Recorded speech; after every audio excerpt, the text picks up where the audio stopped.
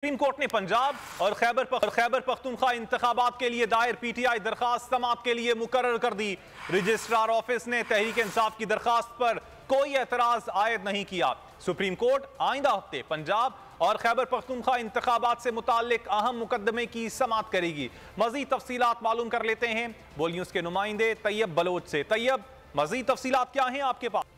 जी, पंजाब और खैबर पख्तूनख्वा इंतखाबात के मनसूख के खिलाफ दायर दरखास्तों में अहम पेशरफ्त हुई है। सुप्रीम कोर्ट ने पंजाब और खैबर पख्तूनख्वा इंतखाबात के लिए दायर पीटीआई दरखास्तों को नंबर जो है वो अलाट कर दिया है। रजिस्ट्रार ऑफिस की जाने से तहरीक इंसाफ की दरखास्त पर कोई एतराज जो है वो ऐद नहीं किया गया और इसी वजह से इम्कान जाहिर किया जा रहा है कि आइंदा हफ्ते जो है वो इन दरखास्तों की समाअत जो है वो की जाएगी। ताहम बेंच की तश्कील का मामला जो है वो सबसे अहम है कि इस हवाले से कौन सा बेंच जो है वो तश्कील दिया जाता है। आपने अपडेट किया इस हवाले से।